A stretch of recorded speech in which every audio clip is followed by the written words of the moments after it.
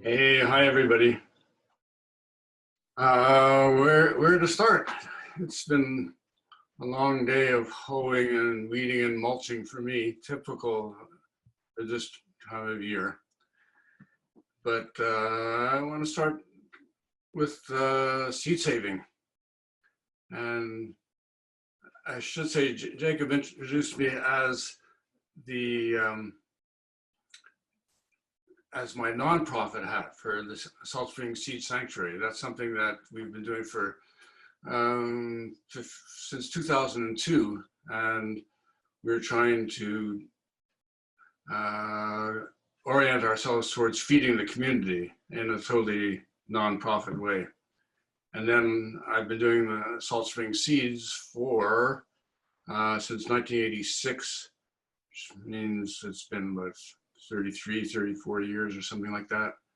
And I'm still going strong. And right now you're looking at me in my office, and it's been pretty busy this year. Been insanely busy. I've never seen anything like it. People are realizing that we better start moving in the direction of local self-reliance and sustainability, and figure out how to grow more of our own food better without importing it thousands of miles away. And so we've been very, very busy in this office here during the heavy duty time. I was just telling Jacob that my wife Celeste and I were in here, and it was just been the two of us in this office. And it was a pretty funny time because the orders were coming in so fast, and we were doing the orders so fast. But at one point, you're looking at the screen on our Shopify store, and we're behind 200 orders, and then we're just going for it and going for it. And next time we look at the screen, there's 250 orders, even though we've already fulfilled a lot of them. And it went like that for close to 2 months, and many seed companies closed down, and they just couldn't cope with what was going on. They couldn't keep up with inventory. And part of that was because a lot of the seed companies don't grow their own seeds. We've been growing our own seeds. We have other growers in the neighborhood here on Salt Spring Island and some of the other Gulf Islands and on Vancouver Island. But a lot of seed companies like West Coast Seeds don't grow their own seeds. They trial some of their seeds to see if they do well here, but they just buy seeds from huge multinational corporations, and those corporations grow a specific seed in a specific place where it's best to do that, and they supply a lot of the big seed companies. And in fact, most of the world of seeds is controlled by just a few players. Probably most of you are well aware of that. And there are very few seed companies like my own, like Salt Spring Seeds. Usually at the beginning of the year of the gardening season, the gardening magazines list all the seed companies. And every year I count the number of seed companies that really are growing their own seeds in a similar fashion to what I'm doing. And usually it's about 35, maybe even less than that, because a lot of the companies that grow their own are not doing very much in terms of having a lot of diversity. But all in all, there's only a few small seed companies in the whole country. And if you think that there's 40 million people, no, there's not 40 million people yet in Canada. There's close to 40 million, must be 36 million or something like that. And that would mean that my vocation as a professional seed saver is one of the rarest vocations that there is in the entire country. If you give it, say, 35, 36 companies like my own, that means there's 1 in a million of us. And not many other vocations you can say that about. And yet it's one of the most important things going. And it's been a weird thing during my years as a seed saver, watching the big companies take over everything to the point where they control a lot of our very, very basic seeds, the seeds that have been carried on for forever and ever. And even in my own company, Salt Spring Seeds, is quite unique in that we feature a lot of high protein crops that you won't find in any other seed companies, not even in the United States. And it's really bizarre that it's gotten to be like that. There's maybe one or two other seed companies catching on to what I've been doing now, but you won't find any offerings of barleys or of chickpeas or of soybeans or of amaranth or of quinoa. A lot of the other high protein crops are just, the small seed companies grow their lettuces and tomatoes and a bunch of other things, but not those basic crops. So it's a pretty interesting world that I'm in, and I've been writing about this for practically all the years that I've been a seed saver gardener. And maybe I'd like to refer to the A, B, C, and D of seed saving, which would be hard for corporate agriculture to relate to at all. But here it is. A is for abundance. And one of the most amazing things is to see, when you're a seed saver, how abundant seed production is for any crop. Practically the least high yielding crop in terms of seeds are beans, regular beans. And they'll give you at least 100 seeds back for every seed that you plant. But then if you're looking at herbs, or if you're looking at tomatoes or lettuces, you just get thousands of seeds back from one plant. And take that to the extreme of some high protein crops like quinoa and amaranth. You can, from one amaranth plant, you can get 500,000 seeds. And that says a lot about the abundance of nature. And those are all, if you imagine taking those seeds and planting every single one of those seeds, it wouldn't take more than a couple of years to feed the entire planet with amaranth. So it's pretty amazing to think about. Just usually in the world of agriculture, it's scarcity that people refer to. And that's because the big guys are always controlling the supply chains and telling us that we need them to feed the planet, and they work it out so that all the small scale farmers get eradicated, and we can only relate to them. And they're talking about scarcity all the time, but that's not the true story. The true story is that nature is infinitely abundant, and we should start using that as a paradigm and not this scarcity stuff. And B is for beauty. There's a whole world of beauty in seed saving that most people just don't know. They can love and adore all their flowers and their veggies, but if you take it to the final step and watch these plants go to seed, there's a whole other amazing thing going on. And each plant has a different, unique way of going to seed, and the seeds are beautiful in their own way. There's so many shapes and sizes, and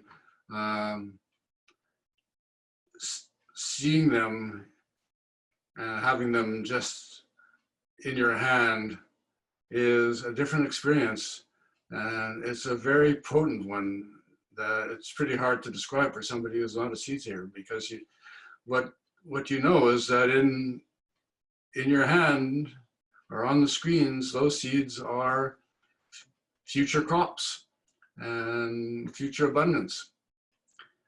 And it's pretty hard for me to tell you all about that. You have to experience it to really enjoy the beauty. And it's not only the seeds themselves. The plants, as they go to seed, are often quite different than what you normally think would be the case. Your lettuces, when they're going to seed, all of a sudden they shoot up and get much, much higher. They end up being 3 feet high, and they have different configurations, which are uniquely attractive to each kind of lettuce. You have, I don't know, take chickpeas. You've got these gorgeous plants that have really delicate foliage, and then these tiny little bladder pods appear, and those are your chickpeas, and they're so cute. It's really hard to describe, but beauty awaits you if you ever want to really pursue the world of seed saving. And the C of seed saving is community. And there's amazing community that exists in the world of seeds. It's all the birds and the bees and the butterflies and the bugs that all work together to create this incredible thing of fertilization and pollination, and just there's whole worlds that go on that you wouldn't believe. And each one is kind of unique. When you, part of the world of saving seeds is like a lot of things, you have to be there on time. You get the seeds when they're ready. If you wait too long, you'll still get the seeds, but when you put them on your trays or on your screens, you'll see that it's action central for a whole bunch of different kinds of insects. And it's pretty cool when you gather them and then bring them in. You'll see all kinds of bugs skedaddle, and each one has a unique spider and or all kinds of bugs you can't even imagine what kind of, but they're pretty much all different. It's quite amazing to see that. And it's not only the community of the insects and the birds and the bees, it's a community of people, of generations of people, of hundreds of generations of people that have kept these seeds going. And it's an amazing thing to realize that these wheat seeds that are now in your hands have stayed alive for thousands of years by the simple act of farmers growing them and passing them on, and growing them and passing them on, and growing them and passing them on, and there's whole families and villages and countries, and there's whole stories about how certain varieties have kept going, and there's cultural things about it. Just, people choose seeds for their color, their flavor, there's stories behind everything, but the whole thing is about community for sure. And part of that community is also diversity. And throughout all the ages of agriculture, there's never been the monoculture kind of mentality that exists these days.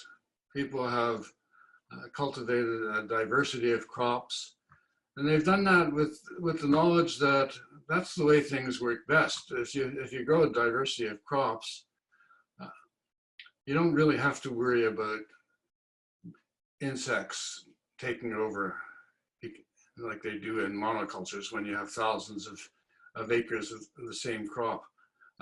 Everything everything holds everything else in check, and it's much safer, and it's much easier, and it's also much more reliable, because if you have a diversity of things, some might not make it, but always some will make it. And that's a huge difference. Some might succumb for whatever reason, but if you have a lot of things, then you're going to have some harvest for sure, depending on whether it's a cold year or a hot year or a wet year or a windy year or whatever. So there's the A, B, C, and D of seed saving. And I should add an E too. E for easy. Because seed saving is really easy. And there's a lot of technical books and agricultural treatises, and there's just so much stuff about the importance of knowing what crosses and what doesn't cross, and how you make wise selections. And it's actually very, very simple. I have no agricultural training whatsoever. I studied anthropology and psychology at McGill University, and but I had gardening in my bones right from the very beginning. And all I did was pursue that. And thing about saving seeds, you just let nature do it, and it's a simple completion of the cycle. And you have to figure out maybe what is the seed. Sometimes it's not so clear, but after a while you get used to knowing that the flower becomes a seed. And how to pick the seed is really basic too. It's a matter of tipping it over into a bucket like you do with poppies, plucking it, rubbing it. But it's all hand stuff that you just, you stay on the alert for when it's close to being ready. And then when it is, you develop these simple techniques. And as I was waiting just a few minutes ago to come on and join you, I picked a couple of things just from outside the window here.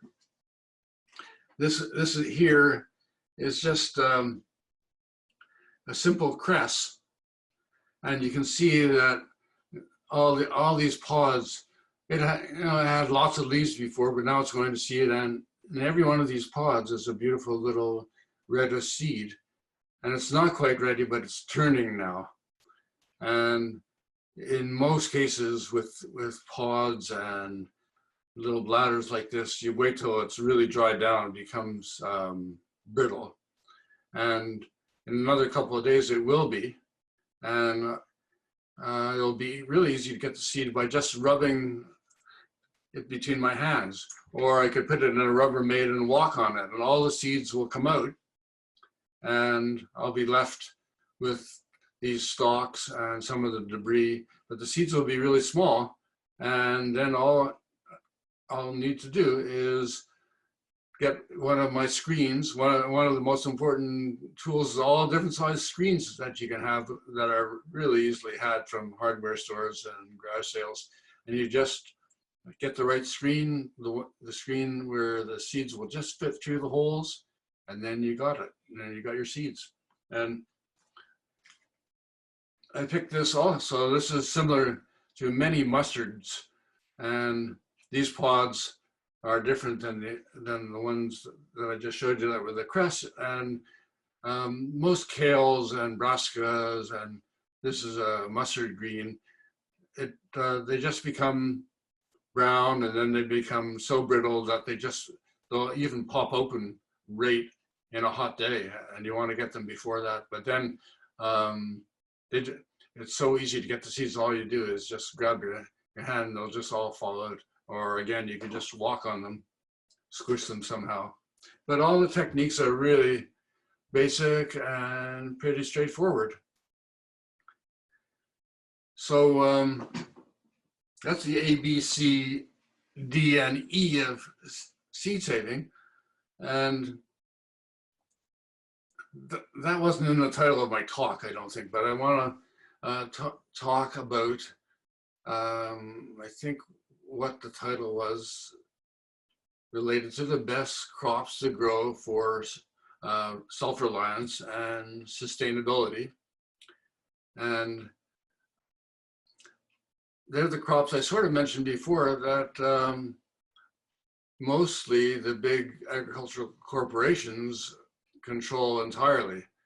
And they've pursued them for their own ends all the way along. And we could have gone totally different directions like many other cultures have with them. But instead we have these crazy things that are dependent on herbicides, for example.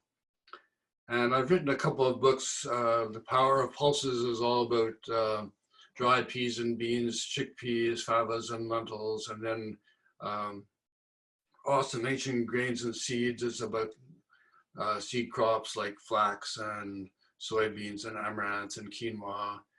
And maybe a recent book, the one that you probably saw on the screen, this Changing the Climate with the Seeds We Sow, is all about how we've taken these crops that have been our heritage for 10,000 years and gone down a very, very narrow path with them that excludes their abundance, their community, their beauty, their diversity, all for the ends of multinational corporations. And each one of them has a specific story about how we've sort of perverted them to the ends of these multinational corporations. And most of you probably know some of the stories, but I'll mention a couple of things, like soybeans. Soybeans actually led me to start Salt Spring Seeds way back in 1986 because I discovered that there were varieties of soybeans that just weren't known, and yet they were quite different than the really yucky soybeans that were available that tasted terrible, and that Monsanto later on developed into Roundup Ready soybeans.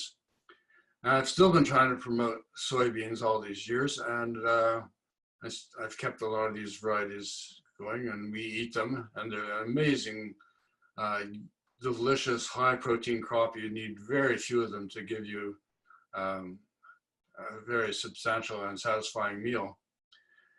But Monsanto took it was a bad soybean to start with, and then they made it into Roundup Ready soybean.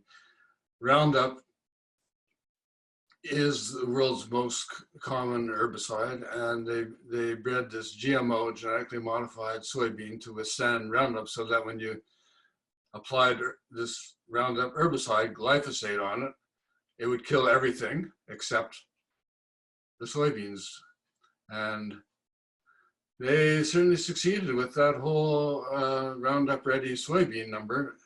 And it's amazing how many forests are destroyed every day so that they can plant soybeans, and how much of these Roundup Ready soybeans are into every imaginable kind of fast food, and how much they're fed to all the cattle that are blah, blah, blah. I'm not going to go into Roundup Ready soybeans except to say that it's at the point now where close to 100% of soybeans that are cultivated commercially in North America are Roundup Ready soybeans. They've got the entire market. If you tried to find any of the soybeans that I'm growing, like Grand Forks soybean or Manitoba soybean or Kurakachi soybean, I'm the only source of them in the whole of North America. And in the context of glyphosate, Roundup, one of the things that I talk about in that book, Changing the Climate with the Seeds We Grow, is wheat, because it's kind of a different story with soybeans. The soybeans are bred to withstand the herbicide, but with wheat, herbicide is sprayed on the wheat, usually aerial spray. That's been the story for about 15, 16 years now. They just go over with airplanes, and at harvest time, they kill all the other vegetation with by just aerial spraying Roundup, and that makes it much easier for the combines to process because everything else is finished, and you're just left with the wheat. And to my mind, the whole story about weed intolerance that's developed over the past 15 years, it directly correlates with the aerial applications of Roundup on wheat. It's been amazing that not that many people talk about it. They say, oh, I got this wheat allergy, and there's all kinds of stories about that. Part of the story too is that they don't ferment wheat like they used to. It's really a fast process these days, but I really believe that a lot of the allergies to wheat that people have these days are, it's not that they can't tolerate wheat, it's that they can't tolerate herbicide. And in that context, in my years of, it's been quite a number of years now,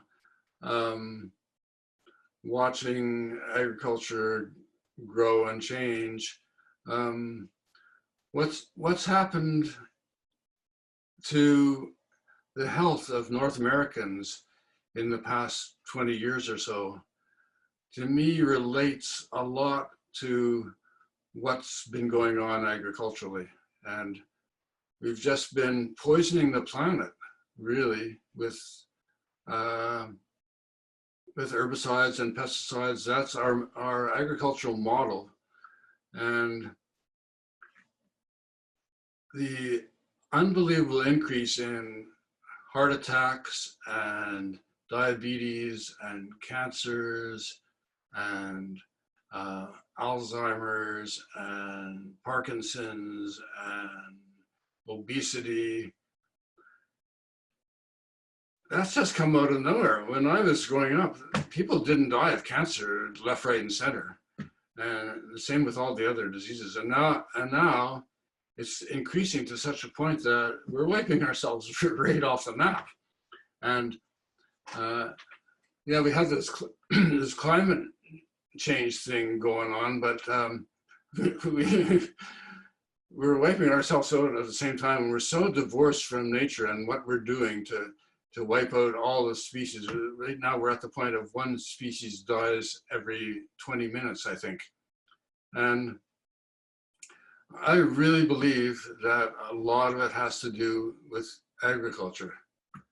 And not only that, agriculture has a lot to do with climate change. And it's something that's not often calculated.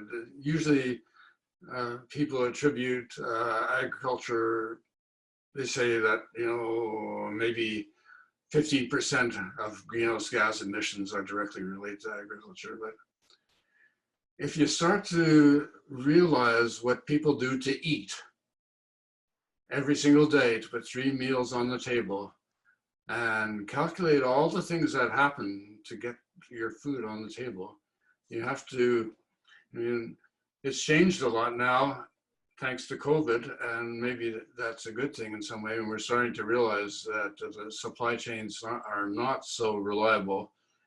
But, you know, basically people are, the number one vocation in North America is truck driving, and that's mostly about driving food from one place to another. So many people work in so many kinds of restaurants and stores that sell food. So many people spend most of their lives trying to figure out how to get food on the table. And if you really factor in all the things that are not directly involved with eating, but indirectly, I think that you'll see that, you know, it's number one. I'd say over 50% of greenhouse gas emissions can be related to the way we grow our food. So back to my stories about changing the climate, we have all these great crops that have been handed down to us for forever and ever. And I was mentioning that we pursue very narrow roads in terms of where we go with some of these crops. And wheat is a really good example, because for me, I had the amazing experience of going to Ethiopia a while back ago, and a farmer just happened to give me 2 heads of wheat when I was in a field, and we were part of a seed saving group. And he said, try these. These are really good. They're very early. We use them in combination with other grains for making bread, but you can make bread with them. And so I brought them back with me and managed to get them through the airport, and grew them out and multiplied them again and again. They're a very pretty wheat, and they're incredibly early. What Canada has done with wheat over this whole past century has been constantly selecting to get earlier maturing varieties that can be just the right height for harvesting. And it's been all about the best wheats for the kinds of breads that they were looking at. But this Ethiopian wheat that I grew was 2 weeks earlier than any Canadian wheat that I've ever come across. And that blew my mind. And not only that, it was a fabulous wheat. It was a darker colored wheat, and it was totally hardy, but it was so early, and it was fantastic cooked whole, like the farmer told me it would be. And I got to the point where I had a lot of it, and I sent some down to the whole grain exchange in California. And sure enough, some farmers took it and ran with it, and it ended up being a commercial crop there. And that's so crazy that just by chance, some farmer could give me 2 heads of wheat, and that very wheat could have such distinct and fantastic qualities that our wheat people in Canada have never even related to. And that reminds me of another incident that I had in when I was at the gene bank in Addis Ababa. Back then, I was trying to find barleys, because barleys are the most cold hardy of crops, and some nations rely on barley a lot to feed them, like in Tibet, for example. And back then there was, well, I got one variety of barley from the United States Seed Savers Exchange at the time, and I was growing it out of it was from Ethiopia, and I called it Ethiopian Barley. And this Ethiopian barley was pretty good. It was, it didn't have hulls that were hard to remove. They were very easily removed. But when I was in the gene bank in Addis Ababa, I told them that, oh, I had Ethiopian barley. I was growing Ethiopian barley. And they thought that that was the funniest thing that they had ever heard. My guide who was with me, and the people there in this tiny little room in the gene bank laughed for maybe 15 minutes without stopping. And then when I finally asked my friend Malako Waredi, who was my guide, what was the joke? And he said, well, you think you have Ethiopian barley, but we haven't taken you to our cold storage room yet, where we keep all our accessions, sorry. And we have over 6,000 different kinds of barleys just next door. You think you have barley? We know all about barley, and we have barleys for special occasions, and we have barleys that we cook up in the morning, and we have barleys that we eat at night, and we have barleys for thatching, and we have barleys for brewing. And when they told me that, the lights went on in terms of my realization that there's a lot more diversity in other countries for a lot of crops than we even imagine. So what other crops are in that book? Chickpeas. Chickpeas. No other seed company in North America, like, a mail order garden seed company sells chickpeas. It's an easy crop to grow. A lot of people eat a lot of humus, and it's wonderful as a bean in soups, and easy to grow, and you can get about 300 seeds back from a single plant. And why do no other seed companies carry chickpeas? And they come in all colors, just like the barleys, and the beautiful crop to watch grow. And speaking of let me just mention peas also, because peas are peas are pretty well known in Europe as a dry bean. People often use peas cooked up. They don't, the normal shelling peas that are so sweet are a different cultivar entirely, but there's a lot of different dried peas, and they're really easy to grow, and you can start them early, and you could be harvesting them around now. And in places where you can't grow beans, you can grow dried peas. And yet that's another crop that you don't find offered in many seed companies. Where do you find peas that are advertised as soup peas? I have about 15 different kinds of those, and they come in beautiful arrays of colors. I have one that's amazing gold color, big and fat, like a corn kernel on steroids. And I have a beautiful claret colored one, and they make beautiful cooked bean dishes.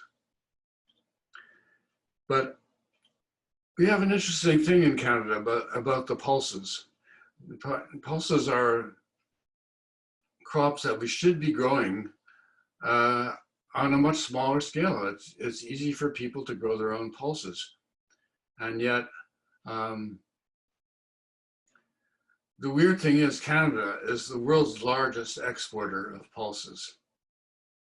We export more pulses than any other country on the planet. And we send them off to places like the Middle East and to China and India. And yet, if you want to find any locally grown pulses, any chickpeas, favas, lentils, dried peas and beans, you won't find them in our stores. Very rarely. Most of it will be imported, even though we export more than any other country. One time when I was giving a talk in Calgary, a woman who was driving me to the airport, told me that she was looking all over the entire city to find some dried peas to make a pea soup, and she couldn't find any. And Alberta is the world's capital of pea growing, and yet there's nothing like that was a while ago. It's probably still the same story.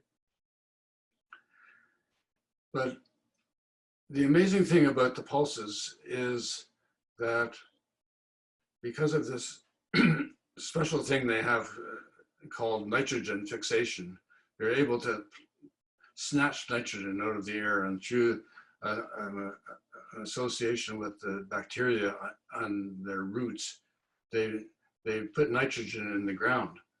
So all the pulses basically, just by their very nature, just by growing, they epitomize sustainability, because they're increasing the fertility of the soil just by growing. And you find that if you keep on growing the same chickpea or pea year after year, you'll find that the yields increase every year.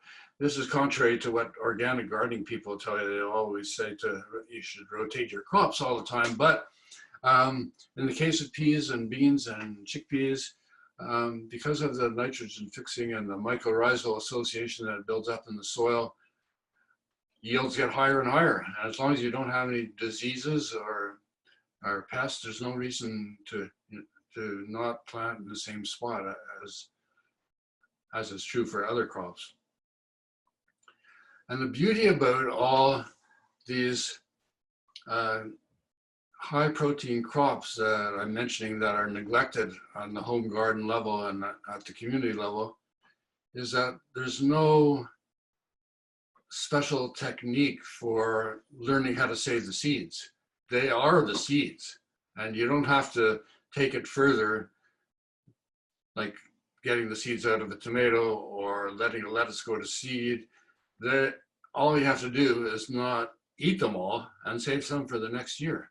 So they're simultaneously the crops and the seeds, and that's a really awesome thing. And then further, it takes so little room to store them. They don't have to be refrigerated, they don't have to be canned, they don't have to be frozen. They just can be kept as they are in a dry place. And that is an amazing thing. It's like so little energy is required in growing and preserving all the pulses. And it's time we woke up to that fact that there's such a great food, and all the nutritional profiles of these crops, these seed crops, are super high in protein. At least 13%, a lot of them are 15, 19%. And that's, if we really want to start feeding ourselves, we have to start thinking more of growing these kinds of crops and doing it on a local level and doing it without herbicides and without pesticides. Interestingly enough, somebody pointed out to me now that China is refusing our lentils because they found too high a level of pesticides and herbicides on them. And we're all hearing about this moment in time that has amazing potential for change. And to my mind, the most important thing of all would be to learn how to tone it down a lot with the super gigantic scale of things that we grow food on, with the super gigantic scale of herbicides and pesticides that are poisoning us and the entire planet. And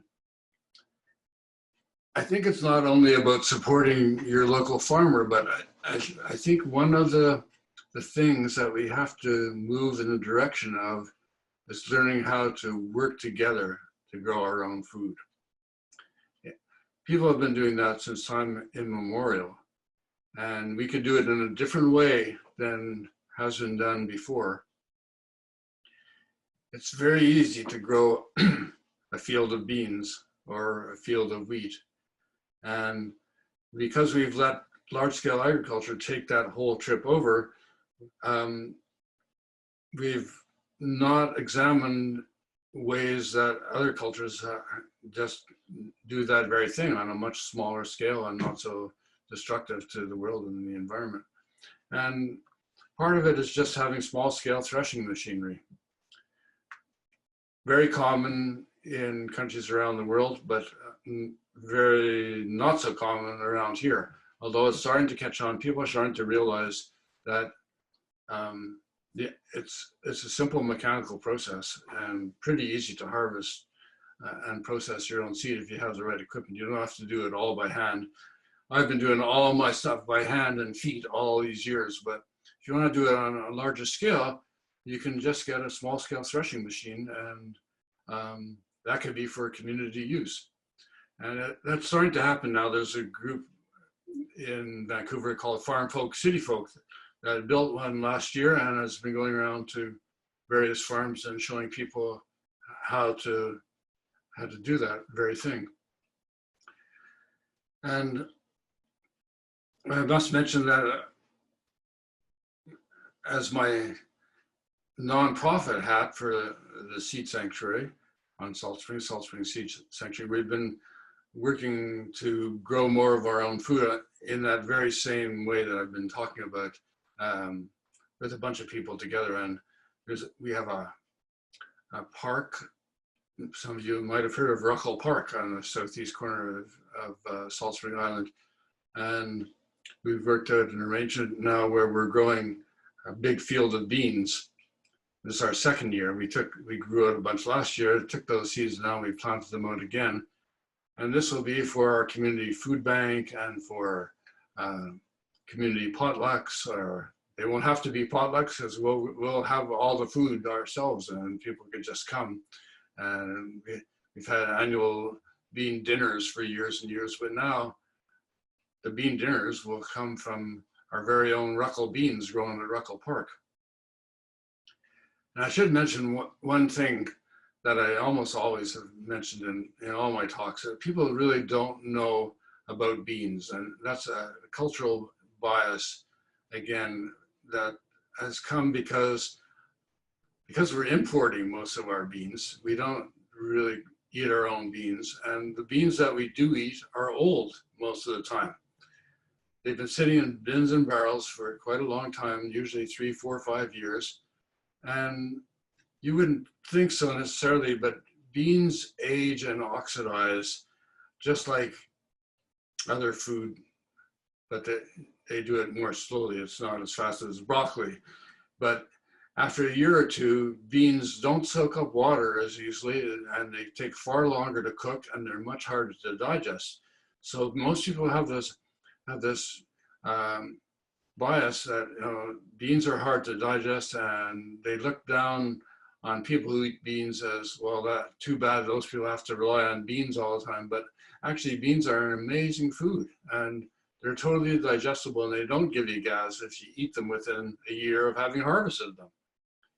So that's something to remember. But until you've grown your own beans and cooked them up, you won't experience it.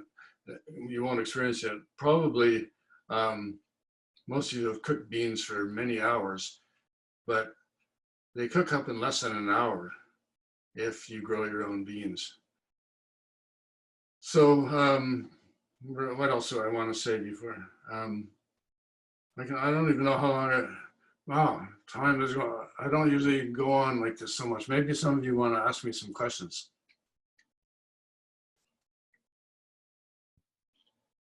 So people can unmute themselves if they have questions and just ask.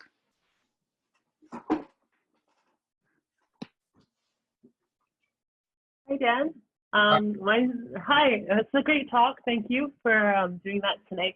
My question is, I actually grow in Vancouver. I have a really tiny raised bed in a community garden. So I've been trying to save Swiss chard seeds this year. So my question is actually, how do you, because you have to grow the plant longer when you save seed, like, do you have any tips on how to manage, like, still grow another, like, succession planting while saving seeds in a small space like that? Well, a lot depends on what you're growing. Chard is a biennial, and there's a few other crops like that. It won't go to seed until the second year. Mm-hmm. And then when it goes to seed, the beets are the same. They're in the same family. They often will go to seeds crazily. You'll get so many seeds from so few plants. And even if you're careful harvesting them, they'll come up all over the place the next year, and you'll have chard forever and ever. Yeah. Okay.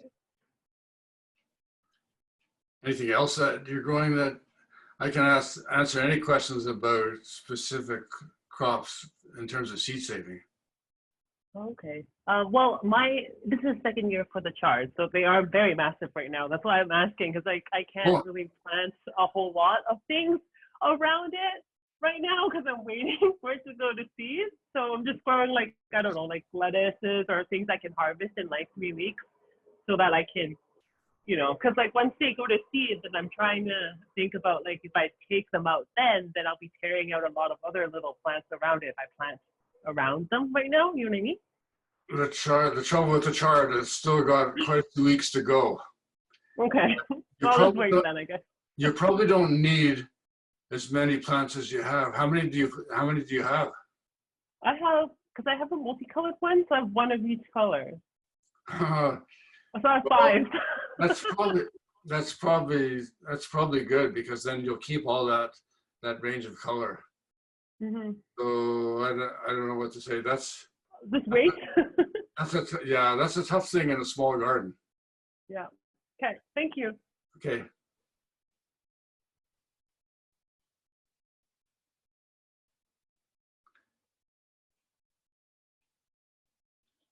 One thing I should say, since nobody's popping up with a question right away, is I got a question. okay. Go ahead. Okay, so this is really interesting. Like I saw this video and they said that if you cut like a carrot and then you can put it in the ground and it'll grow a carrot.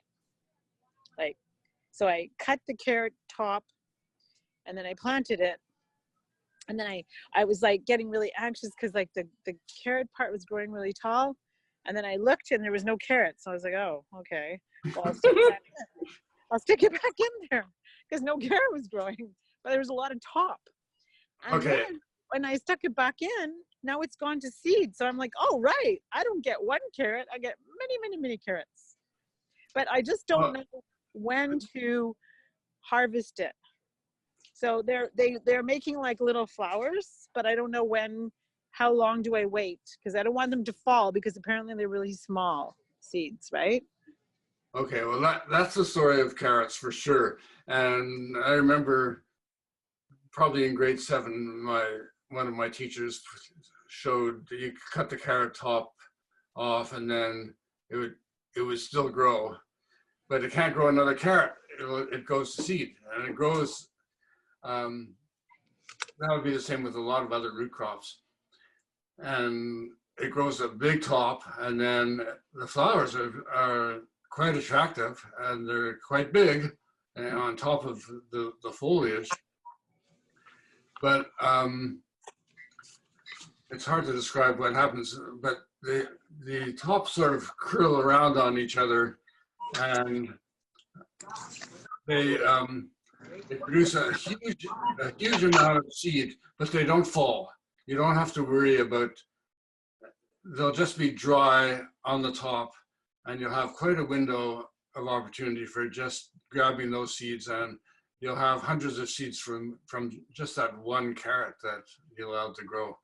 And it's just a matter of getting them when they're dry, and they'll look a little bit different than carrot seeds that you buy, because most often carrot seeds, they machine process them to make them smaller and cut off the little attachments of the seed. But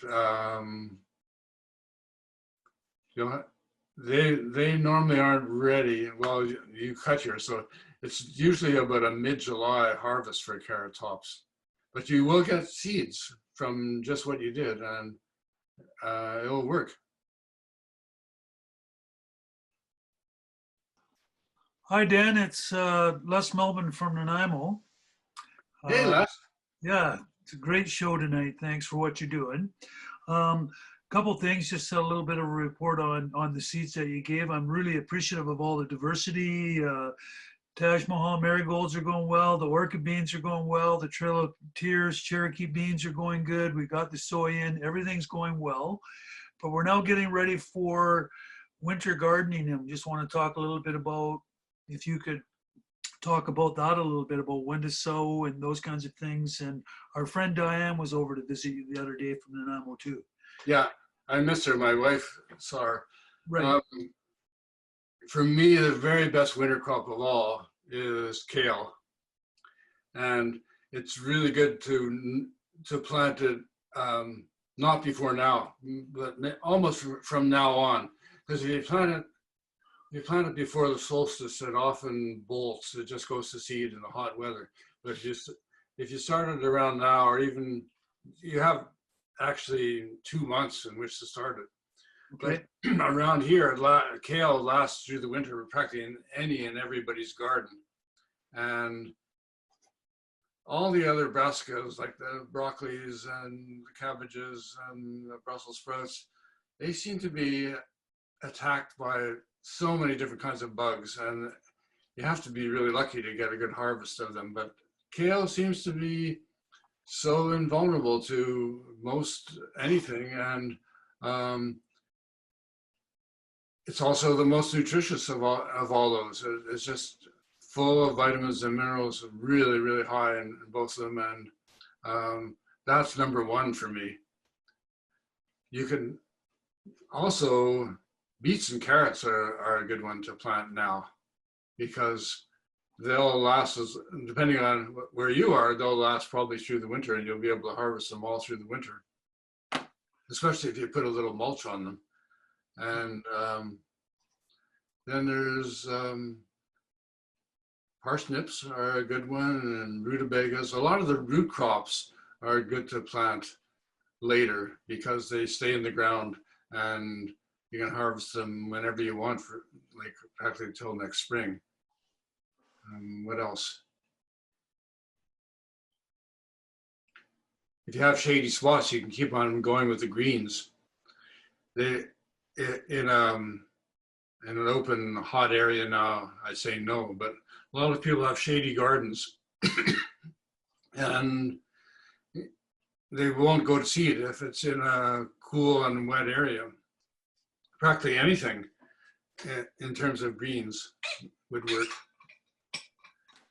That's great, Dan. Thanks very much for that. I'll be over in August to help you out for a day or two. Will you? You bet. Okay, fantastic. Thanks, Dan. Thanks, Les.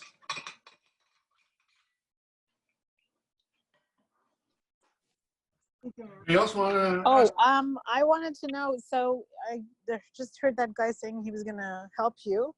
Do you need volunteers, or can you use some more volunteers? It always depends on any given day. I have so many things on the go here. There's like 500 different plants that are going to seed starting now. And sometimes we're on top of it and sometimes we are not. And probably on any given day, we can use help. Now it's most of the things are planted, and we're just doing a lot of mulching and making sure we've had ample rain, so that's been great. But we're just weeding and mulching and just getting everything organized for yet another go around. So anytime, really, best to just email me, dan@saltspringsseeds.com. And yeah, your help would be most welcome.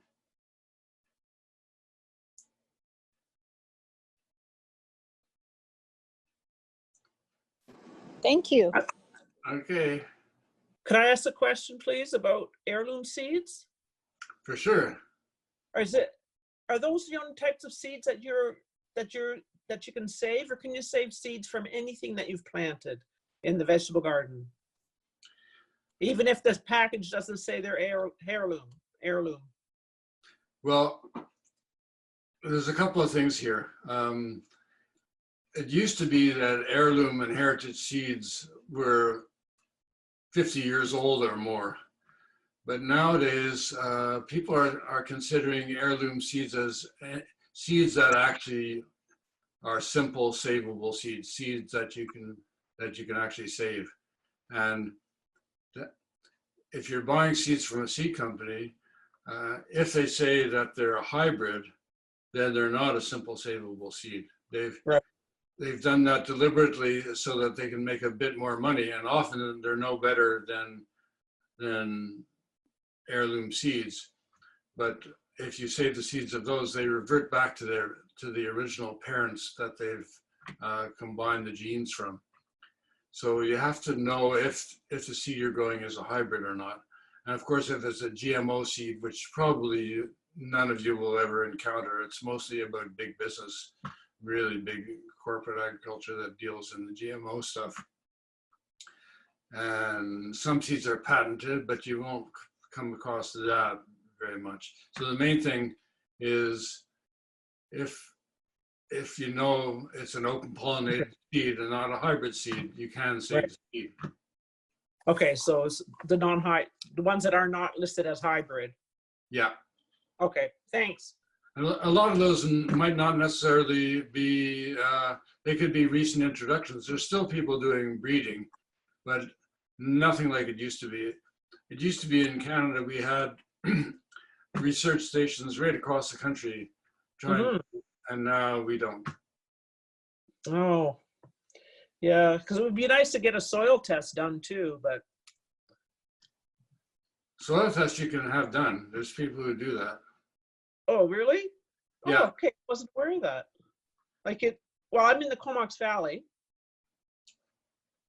I'm not sure who it is up there.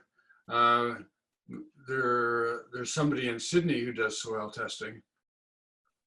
That's You a can, long way. Yeah, I guess you can mail it. yeah, you can mail it.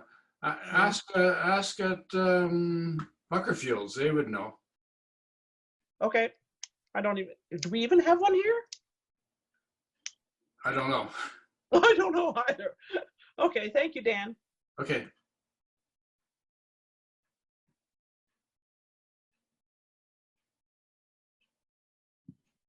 Hello, Dan. Gregoire from the Slocan.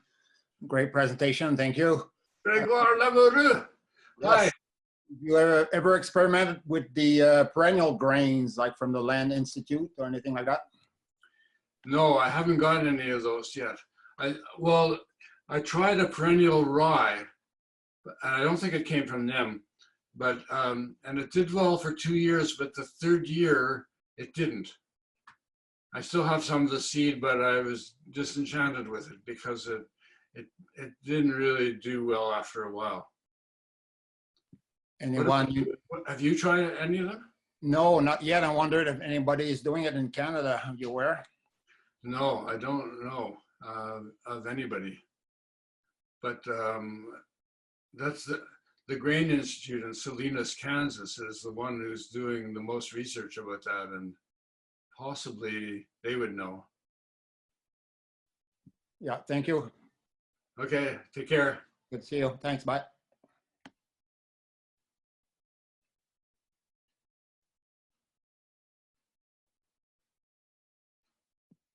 There's a question from somebody asking if what is the best grain crop to plant on the coast for a small scale garden, maximum 1/4 acre? The best grain crop? Yes. I'm very partial to amaranth, and I think that's one that has really yet to be discovered. It's really easy to grow. It's beautiful. It yields so much, and it's a great food. It's 17% protein. Nobody's allergic to it that I've ever heard, but it's not really, people are much more keen on quinoa, which is a great food too, but growing your own quinoa is hard because you have to rinse it really well. Commercial quinoas now are really good. They figured out a rubbing process, but you don't have to have anything done to amaranth. It cooks up in 12 minutes, equal volume of water from 1/4 of an acre. Geez, you could grow enough quinoa to feed Vancouver Island probably. So that would be one I would say.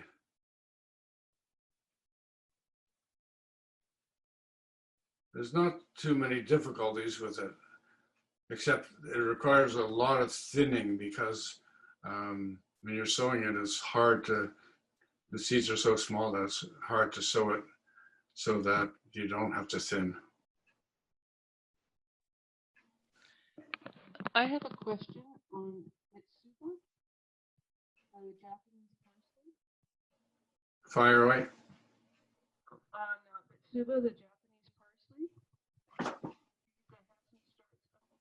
parsley. Hello, did you unmute? I did unmute. Okay. I can't hear you though. Okay.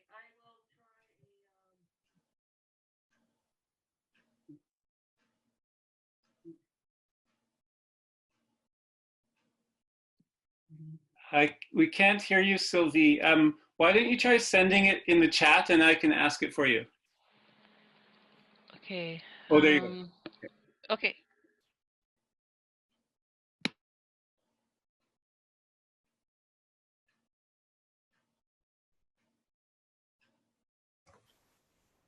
Can I ask a question in the meantime?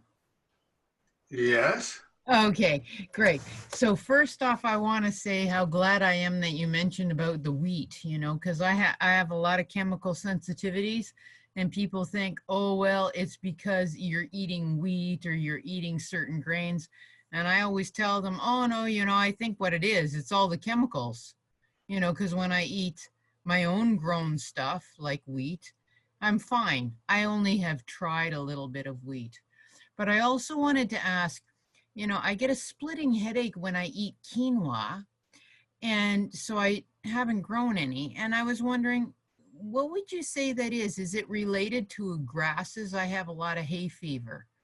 So is it related to something or what? Because before I try the amaranth, I'd like to know that the amaranth is safe, you know, kind of beforehand. No, I don't know what to say. I've never heard anybody say anything similar Huh. about that. And I couldn't even guess. Yeah. Oh, okay, because every time I eat quinoa, like organic quinoa, of course, I get a splitting headache from it, and then I have to fall asleep. That's kind of just a sensitivity. Just, Yeah, I know it's just the way my body reacts to it. So, I did grow some of your quinoa at one time, but then I stopped because I figured there's no point if I can't eat it. No, you must have a unique sensitivity to something in there. Yeah. But Okay. I But I do you don't know think, what it would be. but do you think that amaranth is very much different than quinoa? Like if I'm sensitive to quinoa, would I be okay with amaranth, do you think? I would try a little bit. I think they are quite different.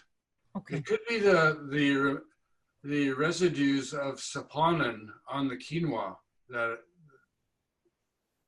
Could be. you're allergic to, but I don't. That would be the only thing I could think of. Okay. Thank you. Good luck. Okay.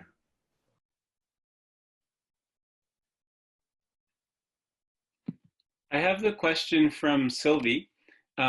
So I'll just read it. It says, hi, okay, have Mitsuba from you started?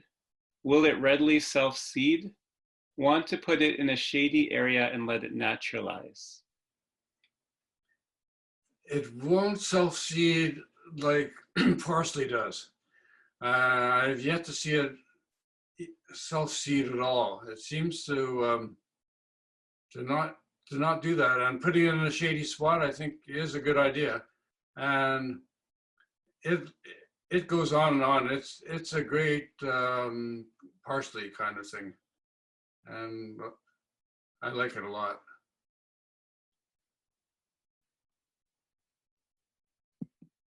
I have another question here. Do you know where I can find Spillantes seeds? Do you have them? We do have them. They're just behind my right shoulder. You can see we're in the, this is my seed room here. And you can see the little trays and all the different seeds. And when we get the orders on our store, I of course know exactly where everything is now without having to look, and I just grab everything and compile the order, put it in an express envelope, and that's a daily process. And then just behind the wall that you see where these seeds are is my storage room, which doesn't have any heat, but it doesn't have any windows, and it's a back room, and it houses all the seeds. And one of the beautiful things about seeds is they take so little storage. Most are so small, and you can store an immense amount of seeds in a small space. So communities should start thinking about having seed storage facilities, because it could be almost in anybody's cupboard. And that's really important security for the future.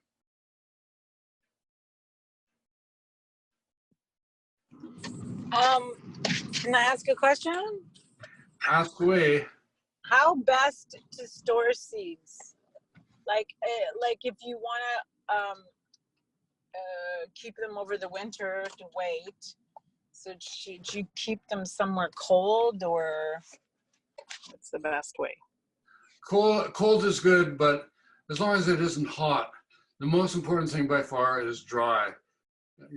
It's really important to keep seeds dry, and it's fairly easily done. Yeah, away from heat, away from light, but most of all, away from moisture. And another amazing thing about seeds, which I haven't said yet, is that they last forever practically. You can, from just a few lettuce plants, lettuce seeds last 5 years. You could have enough lettuce seeds for all your family for those 5 years, and you wouldn't have to grow that lettuce variety again. And that's an amazing thing. And almost all seeds last for, if they're kept dry, 5 to 10 years. I've sown, I had some old seeds this year that I thought wouldn't germinate at all. They were like 8 to 12 years old, and all of them germinated. There's only a couple of things that have a short viability, and that's onions and leeks. Usually only last a year or two. And lovage is not a good one, and parsnips don't last very long. But all the other ordinary vegetables last for a really long time. And can you let parsnips go to seed? You for sure can, and but best to use those seeds within a year. Otherwise, they just they lose their germination ability in just a year. Oh wow! Okay.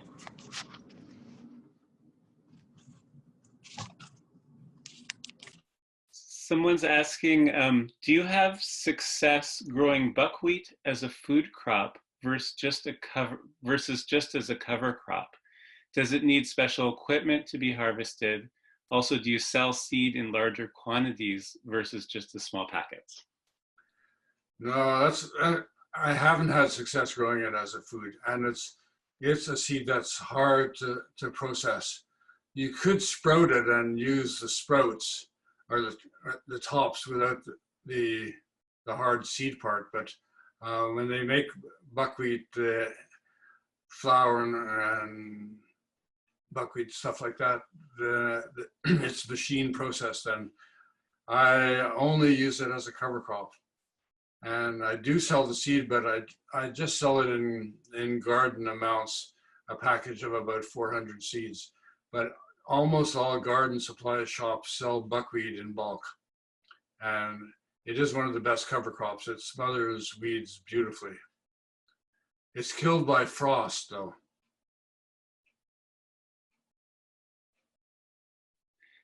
Somebody else asks, they say, I live in Vancouver in an apartment with a rooftop deck, so I grow in containers. Any suggestions for best food crops to grow? Well, ones that don't have big roots for sure. And I would say